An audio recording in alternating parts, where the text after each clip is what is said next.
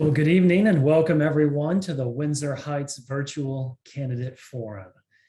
I am your moderator this evening. My name is Ryan Arnold, and I'm coming from you live from Drake University campus, where I serve as Director of Community Engagement. It's my pleasure to serve as your moderator this evening. And we have the candidates with us tonight, and we'll meet them here momentarily.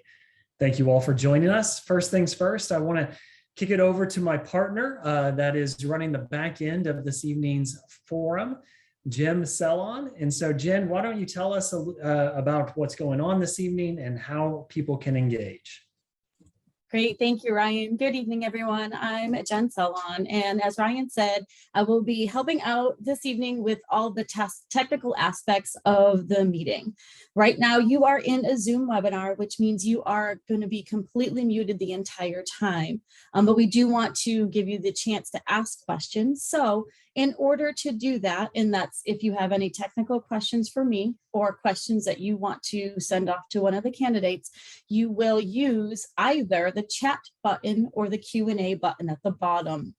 So at the bottom of your screen, there is a little button that says chat, and there's a little Q&A button at the bottom. You can use either one of those. They will look like this. If you're on a tablet, you may have to tap at the bottom of your screen in order to get those little icons to pop up, and then you can just type your question in there. When you are using the chat function, please make sure that the chat question goes to all panelists and hosts. I think that might be your only option, but just want to make sure. If you do want to submit your question anonymously, you will use the Q&A function, and you can send your question over without including your name if you so prefer. Lastly, but very important, we have turned on live closed captioning for today's session. You can see on screen how you can change those closed captions, how they appear on your screen. So if they're in the way or you don't want to see them, or you'd rather see them on the right, you would click the little button that says live transcript at the bottom. So with that, I'm going to hand it back over to Ryan and get things started. Thank you so much, Jen, and I appreciate all the work that you'll do behind the scenes this evening. For those that are live with us either on Facebook or Zoom, thank you again for being here. This forum is hosted by the candidates themselves as an ability for them to share a little bit about themselves and about why they are running for their positions within Windsor Heights. And so without further ado, I'm going to introduce the candidates. First, we will start with the mayoral candidates. Voters will have a choice here in November between two candidates running for mayor. I will introduce each candidate. They will each have 2 minutes to introduce themselves.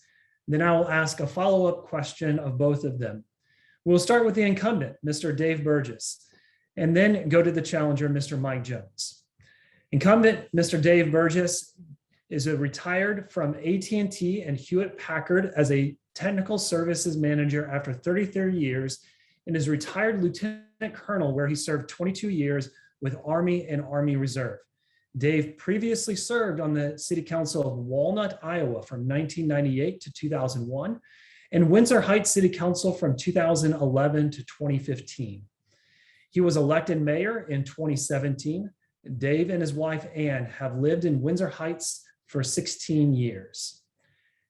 Dave, I welcome you to unmute yourself and go ahead and provide your opening remarks for 2 minutes. Okay, thanks, Ryan. I guess this is sort of you covered the introduction part pretty well. I'm just going to say that I believe Windsor Heights needs strong fiscal responsible leadership going forward. And we should focus on replacing our aging infrastructure, supporting our business community, and making our city friendly for those who live here. Our foremost responsibilities are to provide our residents with high quality, cost effective services in the area of public works, police, fire services, and administration. We should operate within the means of our taxpayers, which we have been doing. We reduced the city's share of property taxes this year and are planning to maintain that rate for several years while doing major infrastructure projects. Economic development's not a zero-sum game. We've got about 3 things going right now. Residents don't have to lose something in order for businesses to gain. Economic development done right, everybody wins. I'll work hard to make our city customer friendly. And as mayor, I always ask the question, what's the best thing for Windsor Heights? Ryan? Thank you very much, Dave. And Mr. Mike Jones. Mike Jones is a city council person finishing the final year of his first term. He is an attorney with the state's public defender's office in Des Moines, representing indigent defendants in criminal cases. Mike has lived in Windsor Heights for almost 10 years and resides with his beautiful wife, Sarah, and their daughter on 80th Street. Mike, I welcome your opening remarks for 2 minutes. Thank you, Ryan. My name is Mike Jones. I got involved in city government back in 2017 because I saw my neighbors on the news. I saw that residents of this city weren't being heard or listened to when it came to the sidewalks issue, and that it was yet another opportunity for us to be portrayed in a negative light. I wanted to change that. I wanted to make Windsor Heights a more positive place to live. So when I was elected, we did. And when I say we, I mean the city council. Because if you don't know, the mayor of Windsor Heights, he cannot vote. So when we talk about property taxes being reduced or spending money on roads or the speed limit or the speed cameras, those were actions taken by the city council. The mayor of Windsor Heights cannot vote, but he can be an advocate. He can say the council should do this or it shouldn't do that. And he can fight and argue for things to happen or not happen. And that's actually why I'm running for mayor of Windsor Heights, because for the better part of 4 years, I have not seen a lot of that happen. I have not seen any of that from our current mayor, be it keeping decorum at council meetings, advocacy or leadership at council meetings, addressing majority of the issues that our community faces. Those are certainly things that are lacking on the leadership front. So I'm running for mayor because I want to address those issues. I will fight to address those issues with taxation or flooding, deferred maintenance, improved amenities in our community. Windsor Heights, the mayor, he needs to be a leader, not a placeholder. So I'm Mike Jones. I'm running for mayor, and I hope to earn your vote. Thanks, Ryan. Thank you, Mike. Before we get on to the city council candidates, I wanted to ask a follow-up question to both of the mayoral candidates. And I'll give you both 90 seconds to answer this. We'll start with the incumbent, Mr. Dave Burgess, and then go on to Mr. Mike Jones. So here's the question that I'd like to ask both of you this evening. What excites you most about the possibility of serving as mayor? Mr. Dave Burgess first. Ryan, everybody listen, I've been in public service, counting military, counting the other engagements as council and whatever for approximately 33 years. I think it's probably what you'd say it's in my blood. I like to serve. I do things a little bit differently. I'm basically what you call in the military a staff officer. I do things behind the scenes, not necessarily up front. Although I am capable of doing that, as indicated during the flood in 2018 derecho, and we're on our third city administrator presently. Ryan? Mr. Mike Jones, same question. What excites you most about the possibility of serving as mayor? Because I like to, I think about what Windsor Heights could be. One of the things that really discourages me about when people speak about Windsor Heights who don't live in our is when they say, well, it's a small community. It's about 5,000 people. What say do we have in the Des Moines Metro? We have a lot of say in the Des Moines Metro because we are in the middle of the Des Moines Metro. And if we have a leader out there, if we have a mayor out there who is out there advocating for our community and who is talking about what our community could do, what our community could be, I think that's only going to make things better for our residents and make everything about our quality of life better. So if I was mayor, that would be what I would do. My goal would be for everyone in this city to have a better quality of life. And if I was the mayor, I would obviously advocate that on a daily basis. Thanks, Ryan. Thank you both. We'll come back and ask you more questions here momentarily. But first, let's go on and meet our council candidates. Unlike the mayoral race, where your choice is between two and you will elect one or the other, with the city council candidates, you will seat 3 at-large city council members. 2 city council members will be on the ballot. We'll meet them in just a minute. And a third is running a write-in campaign, who will also meet in just a minute. But I'll remind you that you can seat 3 city council members in the ballot this November. And so first, let's meet incumbent Mr. Joseph Jones. Joseph Jones is currently serving his first term on Windsor Heights City Council. Previously, Joseph served on the city's Planning and Zoning Commission and Board of Adjustment.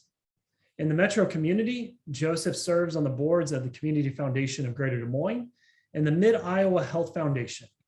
Joseph has lived in Windsor Heights since 2003. Joseph, I welcome you to provide 2 minutes of opening remarks.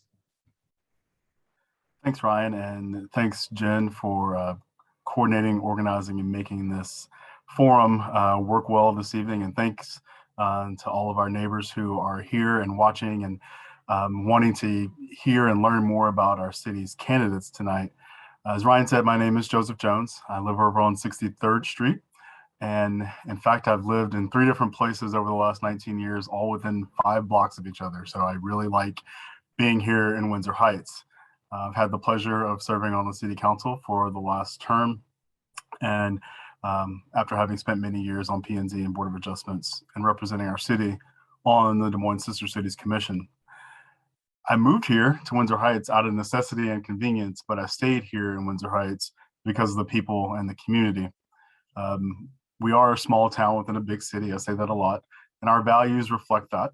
And I believe that we have an opportunity to continue to live out our values and show the rest of the community in the state just what a great community we are.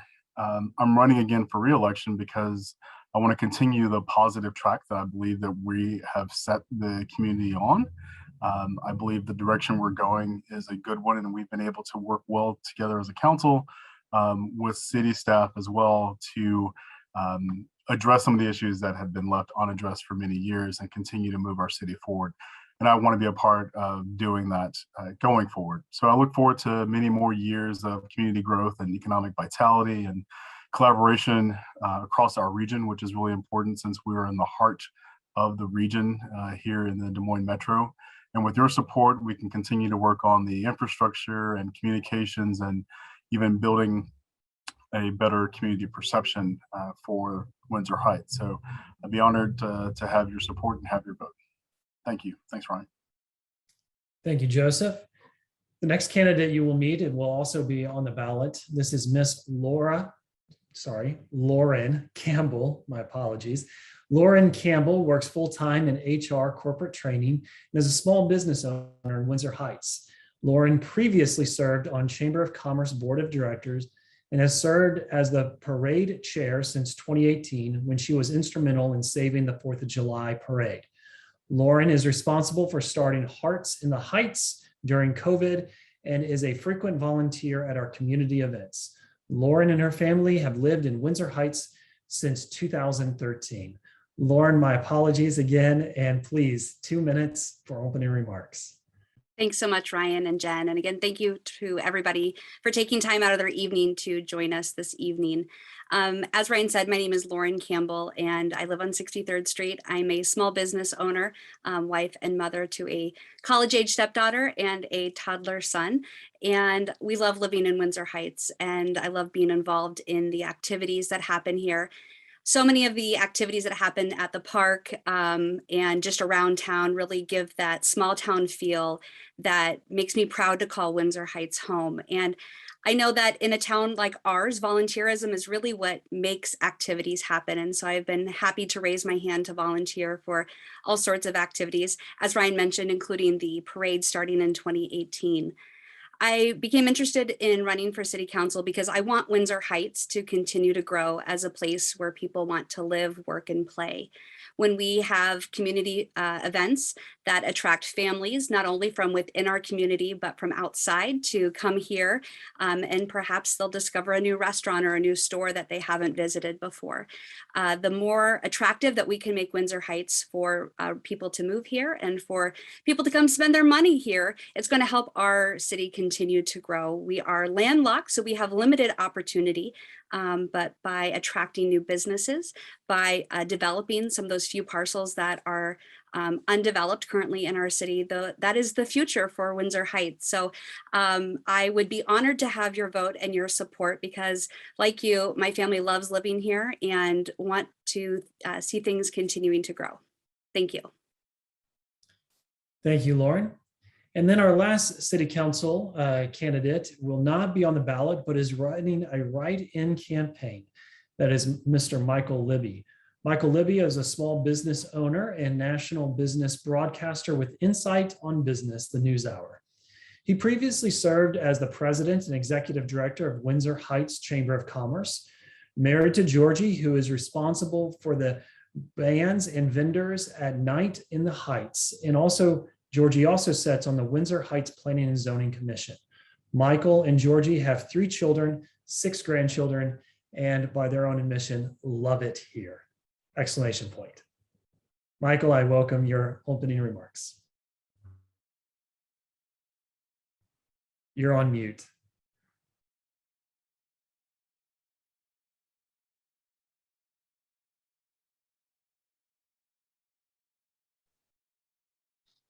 All right, you're off mute. Go ahead, Micheal. There we go. All right. I wasn't paying attention. Thank you, Ryan. Thank you, Jen, for moderating and for doing this evening. And a big thank you to my friend Lauren Campbell for orchestrating this. And, this is really a pleasure. I'm not running against anybody. I decided to go ahead and run for this open seat. There are 3 open seats for the Windsor Heights City Council, and only 2 people filed. And so I believe in the democratic process that people should have the opportunity to actually vote for their representatives rather than have them appointed. And after consultation with so many people, I decided to go ahead and mount this write-in campaign. Somebody's asked me many times, well, why would you want to do this, Micheal? And I want to tell you just a very quick story, if I might. I was the primary caregiver for my mother, who died at 93 and 7 months. She died in our home here in Windsor Heights on 80th Street. And that hit me pretty hard, like it does everybody. And I remember just before the 2020 election, several months before, I was visiting with the then Vice President of the United States, Joe Biden, who is now our president. And he lost his son untimely, Beau Biden, who I knew. And we were talking about loss and grief. And I told him about my mom. And he said to me these words. He says, Micheal, you got to understand that sometime, and it's different for all of us, when you think about your mother, a smile will come to your lips before a tear runs down your cheek. But I want to tell you something. And he's standing about 6 inches from me. He's got a hold of my shoulders. And he looked right into my eyes. And he said, Micheal, the best way to honor the legacy of your mother is to serve other people, and to make sure that you are doing all the best that you can all the time for everybody else. So that's the reason I'm running, is I believe in service to the community. I've been in the chamber. I've worked in our community for the local option sales and service tax. The folks that I am running with, I know and I like. So thank you. And I would hope that you would write my name in when you get your ballot for the Windsor Heights City Council. Thanks. Thank you, Micheal. Just like I did with the mayoral candidates, I would like to ask the 3 candidates for city council a follow-up question. And I'll do this in the order that they just were introduced, with Mr. Joseph Jones first, then followed by Ms. Lauren Campbell, and finally Mr. Micheal Libbie. Each one, I ask you to answer the question with 90 seconds in mind. So here's the question. What most excites you about the possibility of serving on the Windsor Heights City Council? Well, thanks for that, Ryan. I think that this time around, since I'm running for a second term, I'm excited about understanding what can be done. The first time I ran, I knew that there were certain things that were going to have to be discussed. We had a lot of difficult decisions to work out, and we were coming off of a time when the city was kind of divided over some issues to include sidewalks. And I was excited to both have those discussions, but also try to be a part of building consensus amongst the people who are going to be elected to the council, those who are already on it. And then also to help to develop the relationships that our city needs to have across the region, because we are a community with a lot of adjacent municipalities. And so it's important to not only focus on Windsor Heights, but to also think about the role we play in connecting with other communities across the metro, including the ones that we are landlocked by. And so now, as I think about running the second time, I'm really excited to know that we have had issues, that we've built a really great city staff that has leadership far beyond many others, and knowing that we're running and firing them all in the future with that good team there. So I'm excited to continue to work with our city staff, to work with the other elected officials, not only in Windsor Heights, but across, to work on some larger issues. We still have to talk about public transportation. We still have to talk about water. And so I'm excited for the opportunity to represent our city on that. Thank you, Joseph. Ms. Lauren Campbell, same question. What most excites you about the possibility of serving on the city council? Thanks so much for that question, Ryan. I'm very excited to be a compassionate advocate for residents within Windsor Heights. In attending some of the city council meetings, I haven't always loved the reception that residents have had when expressing concerns. And so being able to listen to somebody's concerns and empathize with them when they're in that hard moment, maybe they're experiencing flooding, because flood mitigation is a huge issue that our city needs to address. But also to what Joseph said, our city had a good time of storming, and we've made some excellent hiring decisions and are now into that norming and performing stage. And so seeing what our city is really capable of with the fantastic staff that is in place, all the way from public safety to in the city hall office with communications, with public works. There's so many facets that have really improved over the past 4 years. And now that we're to that norming and performing stage, seeing what the city can really accomplish very much leaves me excited for the future of our city. Thank you. Thank you, Lauren. Mr. Michael Libbie, same question. What most excites you? Thank you, Ryan. I believe in possibilities and progress. And one of the things I think that Windsor Heights residents would like to have is a bit more jingle in their pockets. But what we've been able to see is that property values have gone up, so taxes have gone up. How can we mitigate those issues? Well, I think one of my strengths is I understand business. I've been a small business owner. I've worked in nonprofits. I was the president and CEO of the state's largest continuing care retirement community, a nonprofit. So I understand the impact that business can have on development within a community. And I'd really like to focus on the opportunity to bring businesses into Windsor Heights and maybe even back to Windsor Heights. We're right smack dab in the middle of the metro. You can go anywhere here within 15 or 20 minutes. And I think having a business person on the council with experience is going to be good for our community. And at the same time, to be able to get along with the people that are currently on the council and those citizens that come to make their concerns known. Thank you, Ryan. Thank you, Michael. You have now heard from all the candidates. You've heard their introduction, their opening remarks, and one set of questions pre-prepared. My name is Ryan Arnold, and I have the pleasure of serving as your moderator this evening. I have more questions prepared for the candidates, but what's truly going to make this evening dynamic is your questions, your thoughts put into the chat function here, or I believe there's a way to do it on Facebook as well if you're live on Facebook.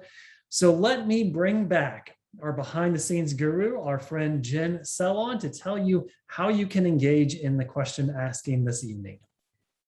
Hi, thank you, Ryan. As a reminder, all of your lines are muted. So if you want to submit a question, we do ask that you do so in the Zoom function. That's the only one that I can actually monitor. So maybe if we get one from Facebook, we'll have to find another way to do that. Here's two ways you can do it. At the bottom of your screen, you have a chat button or a Q&A button. If you click either of those buttons, you'll have a chance to type in your question and send it. The Q&A button does allow you to submit your question anonymously. So if you don't want your name attached to that question, you can do that on the Q&A function. If you are using a tablet, you may have to tap the bottom of your screen to get those little icons to kind of move up to where you can see them. And as of this time, we don't have any queued up in either of those formats. So if you guys want to get clicking away, we'd love to hear your questions. Thank you very much, Jen. And I do encourage you to work on submitting your questions. We did have a few questions submitted beforehand, and so we'll start there. And I will ask each candidate to provide a 90-second response to, we'll go one at a time, to this first question that was submitted beforehand. So the question, and forgive me, I don't plan to repeat it 5 times, and so you may want to write this down, candidates. The question is, what do you think is the most pressing issue to address in Windsor Heights? What do you think is the most pressing issue to address in Windsor Heights? And we'll start with our mayoral candidates, this time with Mr. Mike Jones first. Mike? Thanks, Ryan.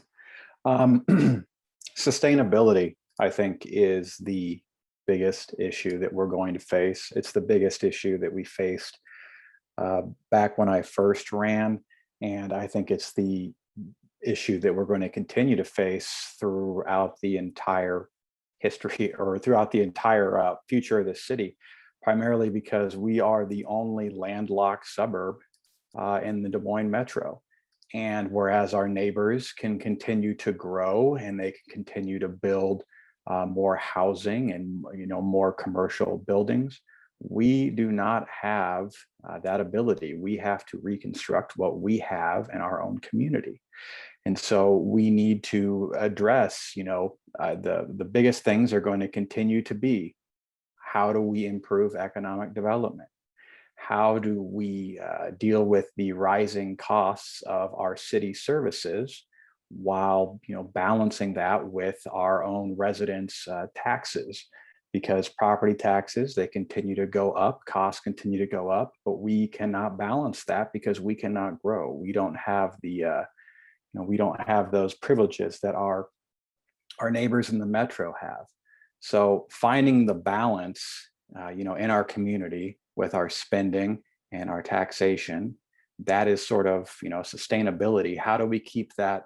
How do we balance how much we spend with how much we make? That's going to be the issue of our time. And it's going to continue to be the issue of our time as long as Windsor Heights is in existence. Thanks, Ryan. Thank you, Mike. Mr. Dave Burgess, same question.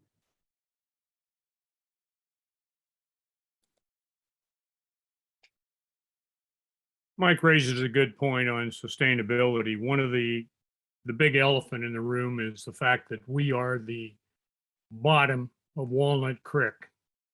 And if anybody has looked at the floodplain lately, it covers a lot more than we ever expected it to. We have some stuff coming up. JEO is going to do a presentation on Wednesday and a couple more after that, working with our neighbors to try and figure out what maybe we can do to cut some of that down. It comes from up north where everybody, as Mike says, has the opportunity to grow, put more concrete down and whatever. We don't. We just have to figure out how to absorb the water or make it go to the raccoon as quick as possible. That's going to be a very, very major and potentially expensive issue. And that's not just with city property, that's with residential property. cost of city services, we've already made one big jump, and that was to go to the Westcom Dispatching Center, which puts us in the group of all of our neighbors around so that we can begin doing much more shared services, because it's always now the next available unit, whether it be police or fire. So we can build on that and go forward. We did not have that opportunity 4 years ago. Thank you. Thank you, Dave. I'm asking the same question of the city council candidates as well, and we'll go in reverse order. So Mr. Micheal Libbie, same question to you. So what's most important about what I think about Windsor Heights? And it's already been discussed in part, and that's mitigating flooding in Walnut Creek. I live near Walnut Creek. As a matter of fact, it flows directly behind our home. And the houses along the street that I live on have been really severely impacted by consistent flooding. So we need to find an answer to that problem because it does flow downstream. And both Mike and Dave have articulated that very well. This has got to be something that we attack quickly. And it's a real danger for our property values. But let me also foster a second thing that I think is very important, and that's the public relations standpoint of Windsor Heights. We've taken a beating over the past several years, and it's going to take some time to mitigate that negativity. And I think positive people sitting on the chamber or sitting on the city council will have a direct impact in reversing some of those things. Let's be positive about the community that we have rather than negative. And I believe I'm one of the people that can help make that possible. Ryan? Thank you, Micheal. Miss Lauren Campbell, same question to you. Thanks so much. Obviously, both the flooding and the shared services, balancing our budget, are obviously the two major factors that we all see in our city. Budgeting or managing our budget, covering our needs before we're addressing our wants is obviously something that we need to be very careful and make sure that we're sticking to our budgets and that we are being mindful of the spending. And I really admire ways that, I've seen Councilwoman Skerry's asking follow-up questions for understanding the way that Rochelle has explained some of the finance items to me when I've gone in to ask questions. I want to add a third piece in there, the comprehensive plan. For a long time, our city didn't have a plan for repairing or redoing streets, which is what put us in the situation that we're in now, where we have a lot of streets that need work all at the same time. And so I want to tack onto that kind of a third item, which is that comprehensive plan. I believe about 5 years ago, the city came up with a plan for redoing those streets so that we are, when you're done with University Project, you're still going to need to be thinking about 20 years down the road when it's going to need to be done again. And so keeping that future focus, not just on this year and next year, how are we budgeting for the things that our city needs, which is safe streets, how are we budgeting for that down the road as well? So keeping that comprehensive plan up to date. So the 73rd Street project, which I think is up next, as soon as the pavement is done on that, we need to have a plan of when do we think that we're going to need to be replacing that, and how are we going to fund that down the road as well? Thank you.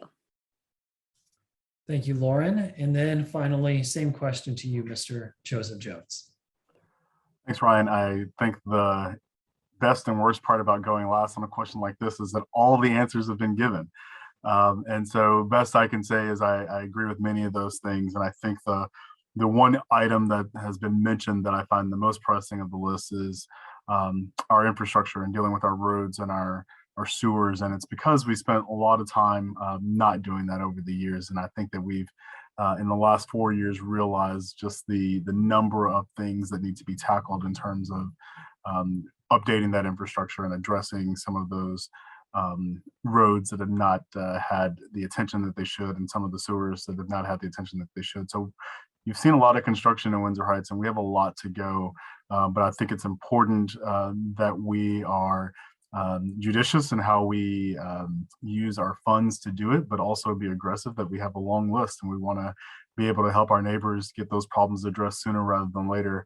And then, of course, knowing that since we're a conduit to the rest of the metro, that we're doing those things in a very methodical way, so we're not clogging up all the streets. But I think that infrastructure and the fact that we've been tackling that list that Lauren alluded to is really important, and probably the biggest issue, just to make sure that we are taking care of our undergirding. Thank you, Joseph.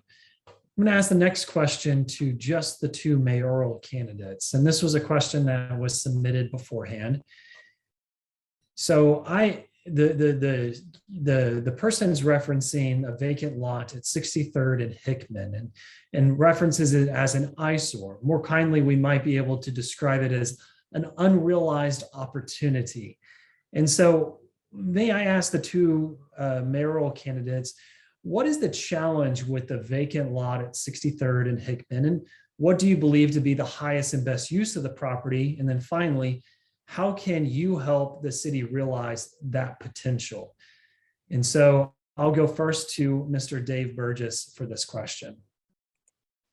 Thanks, Ryan. As most of you may or may not know, we bought that property several years ago for about $3.8 million. After demolishing all the buildings and trying to get a plan for that, RDG came up with a very graphic and very nice plan for what could be done. At that point in time, we had absolutely zero takers. And 4 years later, we sold the property at a significant loss to the city, and we are still paying on the bonds. That property belongs to Hurd and Knapp and a few other people. They have managed to develop it and put a apartment complex on it and a Unity Point building, but that is not Windsor Heights property. And I know the city administrator and several of us have been talking to many developers over the last, for me, 6 years, especially in the last 4. And there's absolutely no takers except Quick Trip, which owns the corner and has had it up for sale for approximately 2 years. Thank you. Thank you, Dave. Mr. Mike Jones. Thank you, Ryan. So the city obviously does not own that property, but that doesn't mean that we can't take a number of steps to try to see that something happens with it. So, when we talk about economic development, I just think about, we have right now, we have an economic development committee. And the members of that committee are appointed by the mayor, and it only has actually 4 members on it. It has the mayor, it has 2 council members, and the city administrator. There's no actual business representation on that committee, be it by the Chamber of Commerce or anyone else local. And so if we're talking about how are we going to bring in businesses, how are we going to occupy vacant lots in this community, how are we going to get builders interested, I think it would be a good idea if we actually had better representation on the committee who is tasked with doing it. So if you're saying, what can we do on 63rd and Hickman? I mean, we can reach out to our own business leaders and say, who would be good for this area? What can we do for this area? I don't know how much of that is happening right now. We need to cooperate more with our own businesses, the leaders in our community, like the Chamber of Commerce, because with that, I think that opens a lot more doors so we can figure out how we are going to build in lots that I think everybody is willing to admit, are eyesores on our community. Thanks, Ryan. Thank you, Mike. I'm going to stay with the mayoral candidates here and ask another question that just came in from Jody Stanfield, I apologize. And this question is, what can the mayoral candidates do to set the tone, provide leadership for a friendly, welcoming community? What can the mayoral candidates do to set the tone, providing leadership for a friendly, welcoming community? And so I'm going to stick with Mr. Mike Jones first on this one. Well, I think about, where do most citizens see us? The only time, that we are all together in one place is at a council meeting. Sometimes we may be at ribbon cuttings together, but for the most part, citizens interact with the mayor, interact with the city council at city council meetings.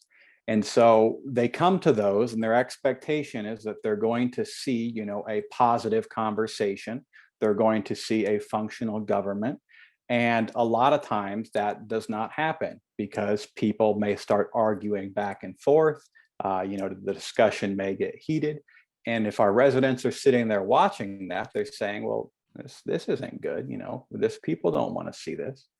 So setting the tone, I think it starts with, making sure we have a respectful and functional government, just like we should at our city council meetings. So, holding decorum at city council meetings, making sure people get along, making sure there is proactive conversations. If people come to speak to the city council, that the responses given by the mayor and the city council are respectful. I think that starting there, being respectful at the, where we have our face with those citizens is probably the most important thing. Thanks, Brian. Thank you, Mike. I'll ask the same question to Mr. Dave Burgess. Mike has a very valid point. We do set the tone. 4 years ago, we were really at each other's throats, shall we say. There have been many things, change in administrators, change in staff that have facilitated some of that calming down.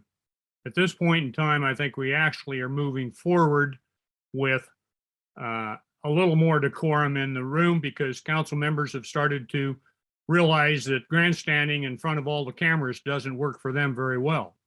So since they made the SOP and SOP work and then don't follow it, I'm sitting here saying, well, do you want to beat them down with the gavel, or do you want to just let them make people out of themselves? I will tell you this much, it has been getting very much better. We've had a lot more cooperation between and among the council people. We've also reached out to have some, how shall we say it, handouts to go to new residents and so on, which I believe there was approximately 100 in the last couple of months. They've been there. I'm not sure what the distribution is on them, but there was an attempt to get those out to those people. It has the phone numbers and so on. So there's a lot of trying to improve on this. We hope to keep it up going forward. Thank you. Thank you, Dave. Another question came in here from Louisa Dykstra, and I can resonate with the first half of this question a lot, and I can't wait to hear the responses. And I'll ask this question of all five. I'll start with the city council, give the mayoral candidates a rest for a moment.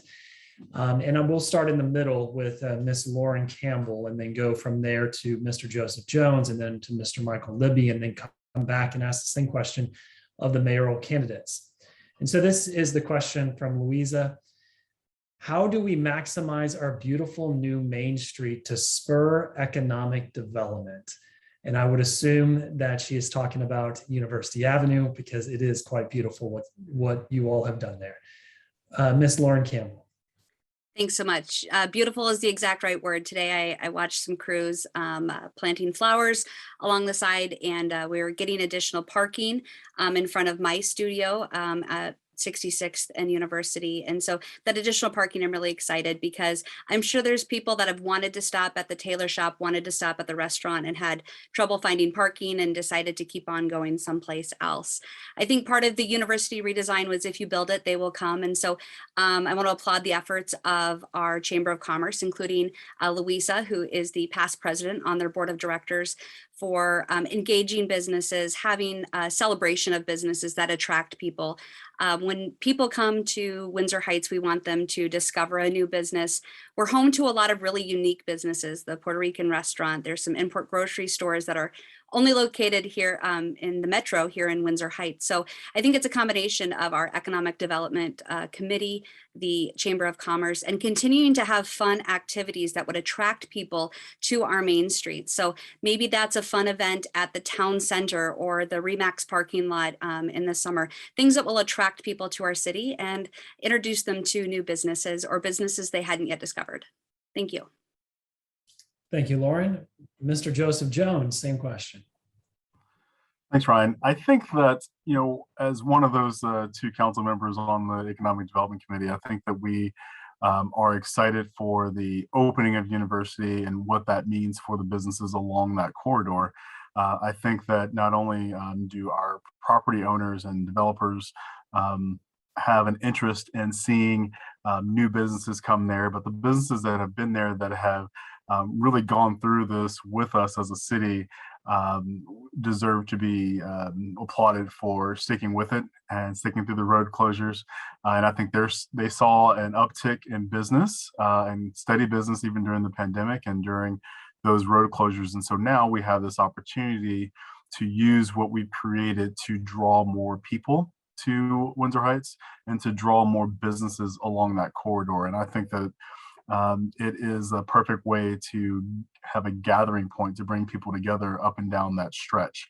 And I think we will do that in terms of how we look at incentives for businesses that want to come to Windsor Heights, but also the great work that the Chamber has done to grow its number of members and get more businesses involved in Windsor Heights. And hopefully that beautification of that road and the increase in speed limit and not having a traffic camera will all be ways that will help draw businesses and consumers to the area. Thank you very much, Joseph. Mr. Michael Libbie, same question. Thank you very much, Ryan. First of all, let me talk about the Development Committee. When I was with the Chamber of Commerce, the Development Committee did consist of the president or the executive director of the Chamber of Commerce. So I'm dismayed that there are no business people with regard to that committee. Let me speak to University Avenue. Louisa Dykstra, thank you for that question. As you all know, I was president or executive director of the Windsor Heights Chamber, and I advocated for the change in University Avenue. I was told that it wouldn't work, that it was a lousy idea, that it was a terrible movement, but it's come to fruition. So what do we do with that now? I think we can look at redeveloping along that corridor. At 66th and University, there's a structure there that has living units above, businesses below. It struggled for a while, and now it's full. And I think we can do more of the same along University Avenue in specific areas. And so if we can envision that type of an arrangement where there is commercial property on the bottom tier with nice living conditions up top, I think there is some real opportunity there. I'd also like to point to 63rd and University. I've worked with the Presbyterian Church there, trying to get them involved in perhaps utilizing that space that they own for residential living, for long-term health care. I'm experienced in that way, and I think it would be a wonderful place for people who no longer wish to live in their house in Windsor Heights to be able to move to someplace and yet stay within our little village. Thank you. Thank you, Michael. Now let's go to ask the same exact question of how to maximize the economic development potential of University Avenue to our two mayoral candidates. And I'll go back to Mr. Dave Burgess first and then come to Mr. Mike Jones. So Dave, how do you respond to that? Well, let me go to one thing and I'll address this real quick. The church property that is up on 63rd and University, we have had a buyer that is probably not going to go forward. We had, when this was originally discussed, we had several realtors come into the church board, which the city administrator and I and a couple of other people attended. They looked at all the property, ran all the numbers and basically said that at this point in time didn't work. We are presently revisiting that given the current circumstances. There is TIF money available. There are grants available for redevelopment. We've redeveloped a couple of places and provided like the grease traps for some of the residents, provided money for them. It's all there. It's just a matter of getting the right people at the right time to come forward to do it. I'm glad it's going to be done too. I was one of the people that said, I'm not sure it's going to work.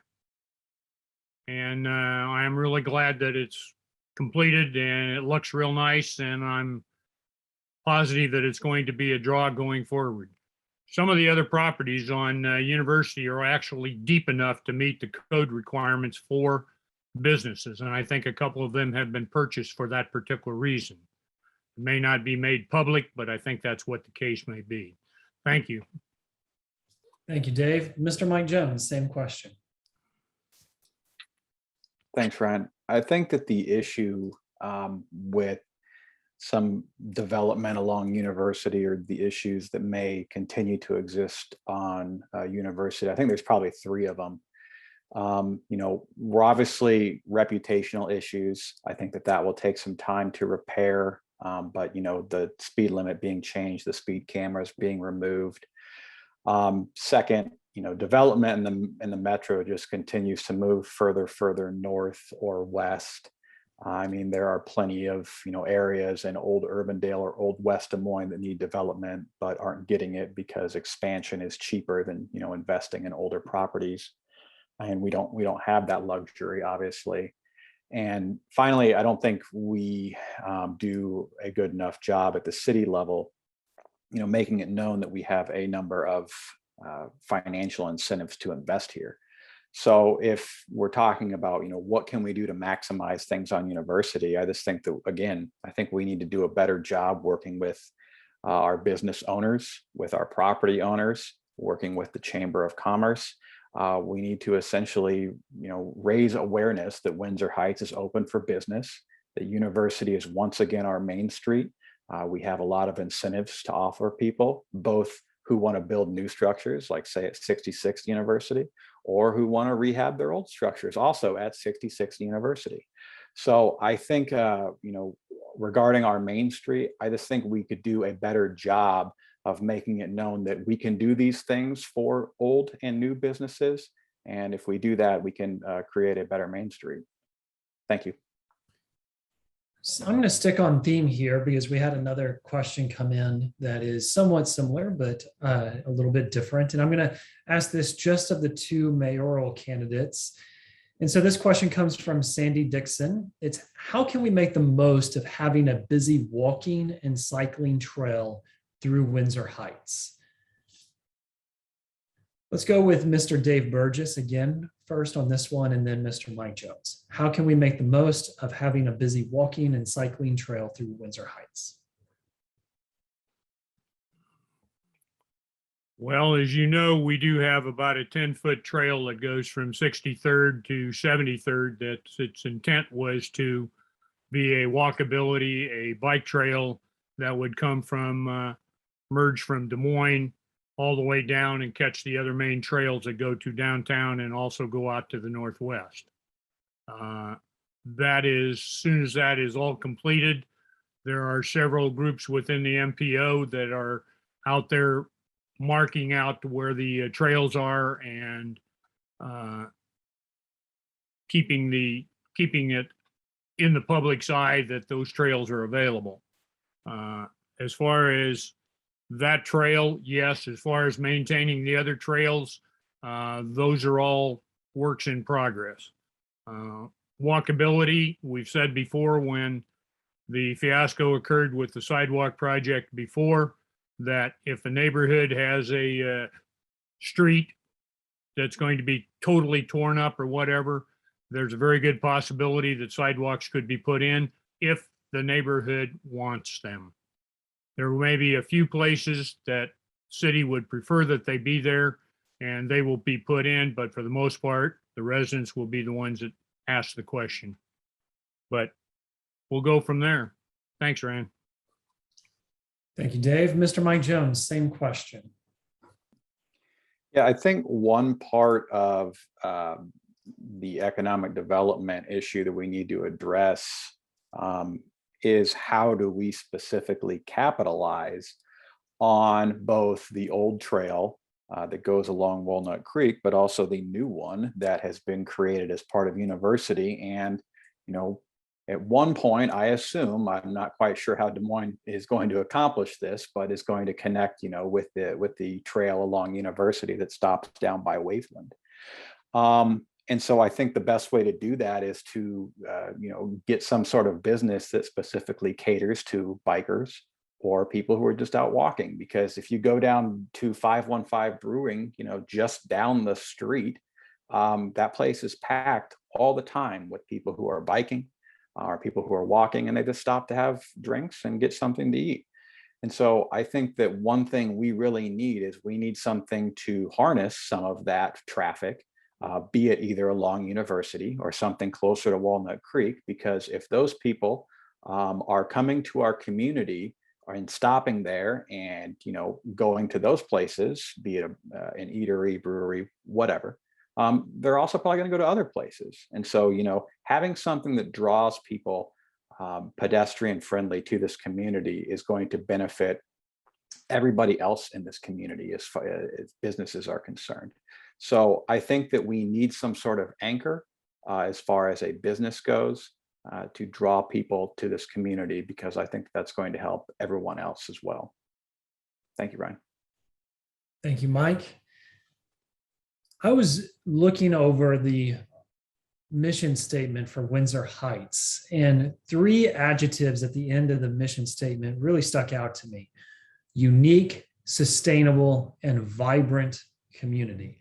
So I'm going to ask 3 questions. The first 2 just to the 2 mayoral candidates based on those adjectives. And so the first one to the mayoral candidates, and I'll go to Mr. Mike Jones first and then to Mr. Dave Burgess, is around the word of vibrant.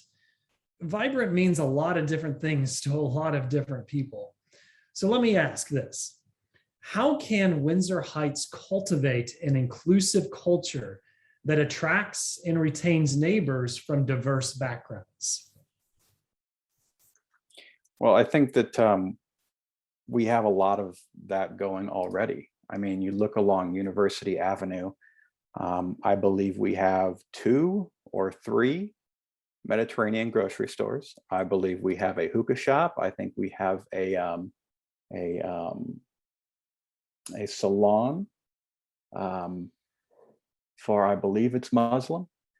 We have a great deal of diverse businesses in this community because I know that just on the other side of 63rd is the Islamic Center. I believe it's a school.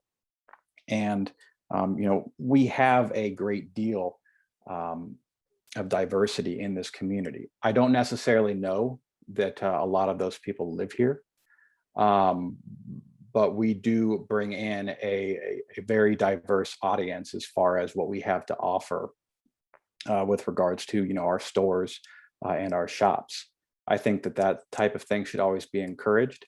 I think it's important. I know that some municipalities offer grants for Black-owned businesses. I think that's something that we should consider because I think that is important. So there's always things that we can do better as far as the city, be it by grants or programs to bring in minority-owned or diverse businesses. I think that we have a great deal of that already. I think we can always have more. And so I think that, talking about grants or, what sort of financial incentives can we provide so that we can create more Black-owned or minority-owned businesses in this community is always an important thing to consider. Thanks, Ryan. Thank you, Mike. I'll ask the same question, Mr. Dave Burgess. How can Windsor Heights cultivate an inclusive culture that attracts and retains neighbors from diverse backgrounds? Well, I think if we took a look at the 2010 census and the 2020 census, you would see that there has been an improvement in the diverse population within the city of Windsor Heights, as well as a lot of younger families with children. So we're working on that. We are the heart of it all. Like you said initially, we got 17 minutes to, for example, to Waukee, 17 minutes to Altoona, Pleasant Hill, and less than that to, excuse me, the downtown area. We are in the middle. We are in the heart of it all. The special events folks have been doing yeoman work to do things in the park that will also help attract people to come, because a lot of those are not necessarily residents of Windsor Heights. We get a lot of draw from West Des Moines, from Urbandale. One or two times that I've actually been down there, that has become very apparent. As Mike said, we do have businesses that are multicultural. I think that will probably continue given the environment of the United States, which they are very welcome here. And other than that, we would continue to try. But I like the fact that the special events are working in the park that are an absolute draw. Thank you. Thank you, Dave. I'm coming right back to you with this second question, and then we'll go on to Mr. Mike Jones. And so the second question is on that adjective sustainability. We've already touched on it a little bit this evening. Sustainability is a pressing issue for many communities across the metro area, across the United States.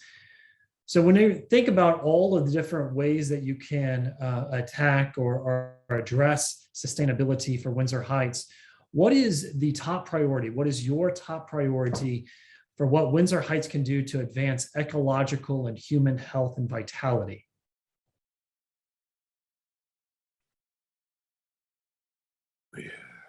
That's a loaded question. From the standpoint of sustainability, yes, we have improved the condition of, and I'll take this as the, when you said people and so on, with the sanitary sewers. We got rid of all of those and turned them into the sewer district, so we do not have the responsibility for them. But they are all currently, to my last knowledge, slip lined and are being taken care of much better. We've got current water from Des Moines Waterworks. Every time we do a street, we tear it up to make it work better. As far as sustainability, we've got, all kinds of things going, the storm sewers, the sanitary, the waterworks, our parks, just everything that we can do. Mike has mentioned several times about, we're landlocked and are not going to be able to grow much. We've got there's a couple of projects that will add several $100,000 to the bottom line over the next 5 to 10 years.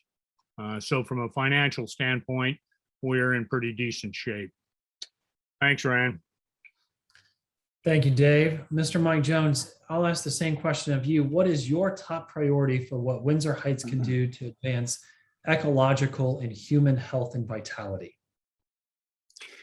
I think if you're talking about human health in our community, and I would kind of talk about this as an issue across the state as well, is our water quality. Because we get our water from Des Moines Waterworks, and Des Moines Waterworks gets their water from, the Raccoon and Des Moines River. And unfortunately, the state of Iowa has not put a tremendous amount of priority on keeping our waterways clean. And so I think that our biggest issue as far as our citizens, our residents' health, is our water quality. I know that Polk County, I think there's a bond measure about water quality mitigation. I think that they're talking about building a number of buffers and bioreactors, and they have a bunch of fancy terms which I don't necessarily understand, but they are taking significant steps to increase our water quality. And I think that that's probably the biggest issue that we're going to face is clean water, because I think it's something we absolutely take for granted in this country. And I take it for granted all the time. So I think working with Polk County, working with Des Moines Waterworks, doing what we can do to decrease water usage when we need to, but also do what we can to increase water quality in this community. I think that that's the most important thing that we face in the future is the water quality in this state. Thank you, Ryan. Thank you, Mike. Don't worry, city council candidates, we have not forgotten about you. I'm going to come back to you and ask you to start this next question. I'll actually ask it of all 5 candidates, the mayoral candidates as well. And it's that first adjective, unique. Unique's a fun word. You can define it in different ways. But what I want to know is, what do you believe makes Windsor Heights unique? And so we'll go first with Mr. Micheal Libbie. What makes Windsor Heights unique? Thanks, Ryan. Before I talk to you about what's unique in Windsor Heights, I want to come back to Sandy Dixon, who had that comment about trails and bike paths. One of the things that we have that is absolutely a gem is the abandoned building that belonged to Sears, the tire center, that is right on the bike path. Now, both my bride and I are avid cyclists. We see what happens at 515 Brewery.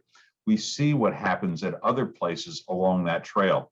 Wouldn't it be wonderful to be able to somehow, that I know it's tied up in all kinds of things, to get that property and allow it to be a bike-centric place for Windsor Heights? It would be huge. What's unique about Windsor Heights is that we're in the middle of everything. 15, 17 minutes to anywhere. That's our real sales point. And the other thing that's really curious about Windsor Heights is that the uniqueness of this small village in the middle of the metro.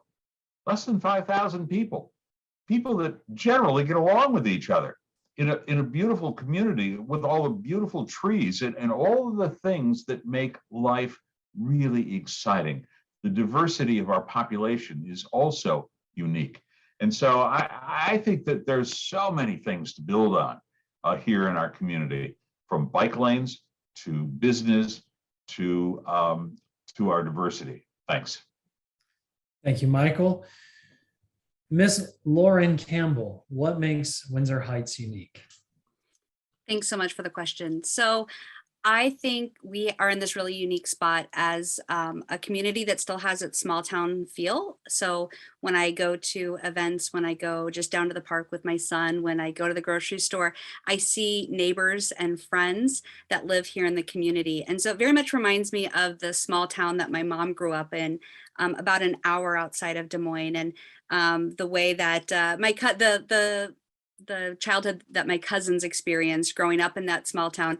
But like Micheal said, we've got the convenience of being right in the middle of everything. That was one of the priorities for me when looking for a home, is I wanted to be able to get to my job very quickly. I'm not super a morning person, and so I needed to make sure that my commute was as short as possible.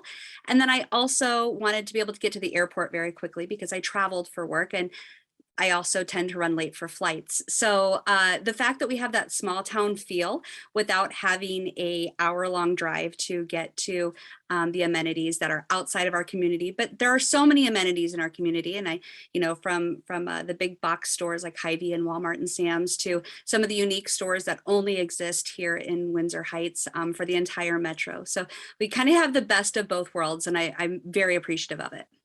Thank you. Thank you, Lauren. Mr. Joseph Jones. And I agree with Lauren with being in the best of both worlds. I think the proximity to so many things is really important, but the things that we have right here in our own city limits are really nice. And being able to walk to the grocery store or walk to one of the other stores or go see my tailor or hit the bike trail, all those things are right here, and to have the great park that we have and the things that occur there. But I think even so, looking at housing and the housing stock, just really beautiful old homes and so many unique places to live within Windsor Heights. And a person's able to go from having a apartment here to owning a townhouse to owning a single family ranch to owning a larger house, all within Windsor Heights, and even retire here and live in one of the retirement apartment complexes or other places. And so I think having that all within our small town is really great. I live in a place that's 102 or 3 years old, which is wonderful for me. And I think that the other thing that makes us unique is that so many people want to be here. They live here. They lived their entire lives here, or they moved here as young adults and stayed here throughout and aged in place. And I think that says a lot both about the amenities and the housing stock, but also the people and the community itself. Mr. Mike Jones, what makes Windsor Heights unique? Well, I think the city council candidates have said most of the things, but I'll piggyback on that. Our community, the Windsor Heights Foundation, they hold ice cream socials I think almost every block holds an ice cream social. I think those have been put on hold due to COVID-19, but the community, the fact that it's true that, we are close to everything, but we also kind of have everything here. We have everything we need in our own community, and we can go other places, but we don't have to. We have those things at our disposal, and we're very lucky to have those things. So I think our community, I think Joseph said it really well, the fact that so many residents of Windsor Heights are longtime residents of Windsor Heights. We bought our first home here. I bought my grandparents' home when they aged out. They couldn't stay in Windsor Heights. They wanted to.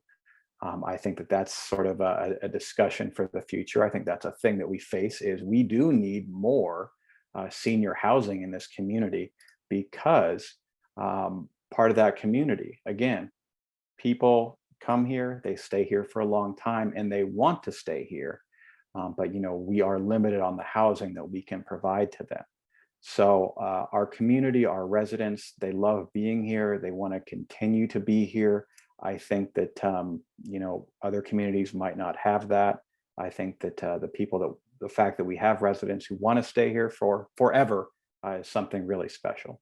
Thanks, Ryan. Thank you, Mike. Mr. Dave Burgess. Well, there's been a lot of it said, but I will say one thing. We are the heart of it all, and the heartbeat is right here. As several of the other people have said, we have a small town feel. We have the ability to safely walk, safely bike, and that ability is increasing every year as we go forward. Our housing is unique with Colby brick, and for the most part, a lot of the one-story housing as opposed to two-story or whatever, but there are those for families who are getting larger. Mike said the ice cream social is sort of a unique deal. I don't think anybody else in the metro does it. Last year it was put on hold for COVID, but I expect that to come in again. One of the reasons that we moved here and have chosen to stay here is I can walk from where I live any place in the community, especially down to the shopping areas. I can walk to Hy-Vee, I can go to Walmart, I can go down and get takeout from Mahitas. I can go walk and get my hair cut. All the amenities that we need are all here. We don't have to go anywhere. It's all here, and we just love it. Thanks, Ryan. Thank you, Dave. I have one final question that I'll ask of the two mayoral candidates, and then I'll give each of the candidates, both the mayoral candidates and city council candidates, 2 minutes to provide closing remarks. And so my final question to the two mayoral candidates is, what leadership qualities do you bring or would you bring to the role of mayor? What leadership qualities would you bring or do you bring to the role of mayor? Mr. Dave Burgess, I invite you to go first. Thanks, Ryan. Well, one of the things that I said earlier, that I'm a staff officer. I'm not necessarily one that likes to stand out in front of the cameras, but I have done that in the past on the floods and also when we had the ATE cameras. I am very capable of doing that. If we need to, we can do that. Lauren did a very nice job the other day on the deal with KCCI on university. we have business people, we have other council people that can also do that. Like I say, I bring my leadership different than standing out and prancing around. I just literally work amongst people, around people in the entire metro, amongst the mayors and MPO and several of those other organizations in order to get something done. Thank you. Thank you, Dave. Mr. Mike Jones, same question. Thanks, Ryan. So, you know, my day job is quite literally to advocate for people. You know, as a defense attorney for the public defender's office, I represent people who are typically indigent, you know, who have problems from drug abuse, housing issues, and I represent those people and I give them a voice, and I try to make their lives better through my representation. So I'm an advocate. I'm an advocate for them. And that was part of the reason why I ran for city council in 2017, because I wanted to be an advocate for people who clearly were not being listened to. You know, I think I can apply what I do on an everyday basis as mayor of this community, because I want to advocate for everybody, you know, be it people who are in the minority or for the majority as well. I think speaking about these people's issues, paying attention to what they have to say, and getting the things done that this community needs to get done will be done through advocacy, because that's the job of the mayor. Again, you know, he can't vote. So to be out there and saying, here's what we need to do, here's how we can make this a better place, I do that on a daily basis. So I think that would translate pretty well to the job of mayor. Thanks, Ryan. Thank you, Mike. We'll now go into our closing remarks, and I'm going to ask the city council members our city council candidates to go first. And we'll start first with Lauren Campbell. Lauren Campbell, 2 minutes for your closing remarks. Thanks so much, Ryan. I really appreciate you moderating tonight's event, and also to Jen for producing tonight's event. And thank you again to everybody for attending.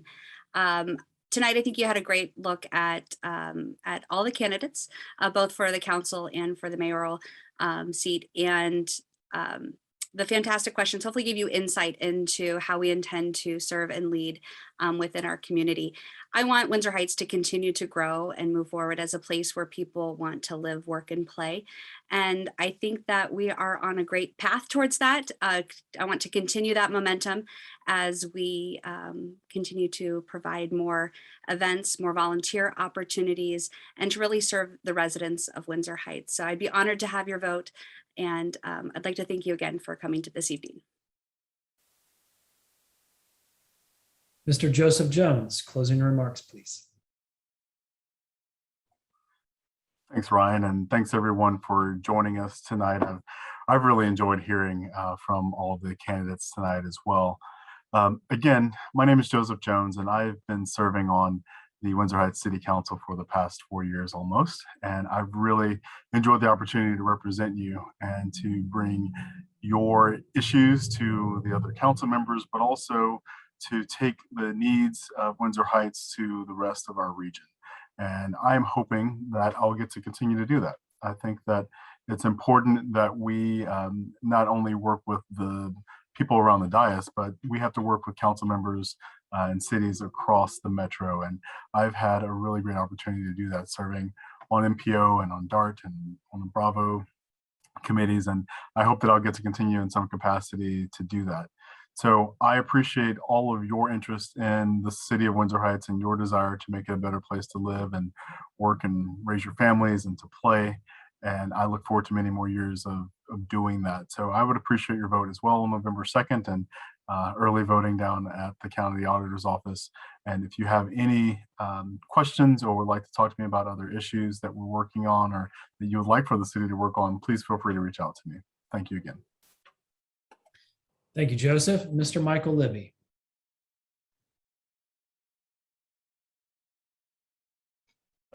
so much. I appreciate the opportunity to be in front of so many Windsor Heightsians. I'm looking at the number of people who are on the stream right now, and there's some very familiar faces. Our public safety director is there. Also a former city council person, Betty Glover. Look, it's a pleasure not to run against anybody. You know, I'm a write-in candidate. And so that I'm hoping that you'll just simply write my name in. What do I believe in? Well, I think that the qualities of leadership have to do with experience, economics, and empathy, the 3 E's of leadership. First of all, let's talk about experience. I'm a small business owner. I've worked with large corporations as well. I've worked in the nonprofit sector as the president and chief executive officer of the state's largest continuing care retirement community, millions of dollars in a budget. I understand that process. With regard to economics, I'm again a business person. I report every single day on the business news of the nation, on Insight on Business, the News Hour, and interview people from all over the world about business. And I think it's important that a person on the city council is a business person and understands the economics, but most importantly is empathy. You know, goodness gracious, King, you know, we are at such crossroads with frayed nerves. So we just had a news story today about how retail workers are walking out because they're facing angry customers all the time. You know, we need to tone things down just a little bit, get along better together, and work for the benefit of each other at the same time. I'd be honored if you would take the moment and blacken that little place in and write my name, Micheal. Last name is Libbie, L-I-B-B-I-E. You can also spell it L-I-B-B-Y for those of you who remember Libbie, Libbie, Libbie on the label. And I would appreciate your vote now or on the second day of November. And finally, every one of the people that are on this call are friends of mine. And so I look forward to working with each and every one of you. Thank you. Thank you, Micheal. As a reminder, city council positions, there are 3 seats, and you've heard from 3 candidates this evening. You'll also note that those who have the chat function opened on Zoom, that city council candidates are dropping in their contact information. I believe the invitation is there for you. If you wish to reach out to them individually, they are more than happy to take your phone call, your email. And so you see that in the chat function. If you're on a smart device, you may have to click on the screen to open up the options at the bottom there for the Zoom to open up chat. And now I'll ask for the final remarks from our 2 mayoral candidates. As a reminder, you will have a choice on the ballot to vote for one of these 2 individuals. And so final remarks, I'll go with Mr. Dave Burgess first.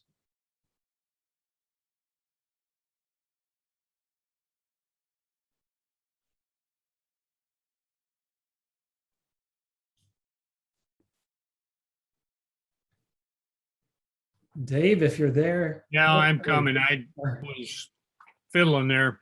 I look forward to serving with all of you that are running for council. I know all of you and enjoy working with you in the past and would look forward to working with you in the future. Lauren, Jen, Ryan, thanks for providing this medium this evening. It's unique, which goes along with our uniqueness of the community, right? So it's good. Appreciate it very much. Appreciate votes on November 2nd. And I'll go along with Micheal just a second. There's one thing that I don't have on my resume, and that's the simple fact that I worked in retail for about 3 years. So I'm quite familiar with what it takes to make that work. Those are recent 3 years also. Other than that, like I say, thank you all for coming. Look forward to working with you and appreciate the opportunity. Thank you. Thank you, Dave. Mr. Mike Jones, we welcome your final remarks. Thank you, Ryan. Thank you, Jen. Thank you for everyone for coming. Every candidate here is familiar with the issues that are facing our city. You know, costs going up, we can't grow, salaries going up, equipment costs money, our property tax base cannot expand. We have deferred maintenance issues. We have flooding issues in and around Colby Park. Everybody recognizes those things. Everybody recognizes the taxes are too high. The choice presented to you, to the voter, is who do you think is actually going to do something about it? Because there are two ways to govern. You can either be reactive and you can hope that things get fixed, or you can be proactive and you can have the tough discussions that need to be had. That's the type of candidate I am, proactive. If you want to talk about shared services, we can have a town hall. We can talk about how much things cost and what options we have. You concerned about code enforcement, how outdated some parts of our city code are. Let's have a town hall. Let's talk about the things that we need to fix. I'm running for mayor because I want to advocate for this city to get these things done. I fight and advocate for people on a daily basis, and I want to advocate and fight for the residents of Windsor Heights because it is easy to recognize and complain about the things, the issues that face Windsor Heights. It's easy to talk about how much you know about them. It is tough to figure out the solutions, but we can figure out these solutions. That's why I'm running for mayor. So I'm Mike Jones. I would be honored to have your vote for Windsor Heights mayor on November 2nd, or if you feel like voting early, the polls are already open. Thank you, Ryan. Thank you very much, Mike. As a reminder, the candidates have placed their contact information into the chat. Once that you leave the Zoom, you will not have access to the chat. And so if you wanted to jot that down, copy, paste it, whatever you need to do, now's the time to do so. To echo what so many of our candidates have said, I want to say a special thank you to Jen Sellon, who kept this forum running smoothly. Thank you so much for your work this evening. And thank you for the candidates for hosting this event, for putting this on so that you, Windsor Heights residents, can get to know them. And so I appreciate the candor by which they shared this evening. And then finally, I want to thank you all.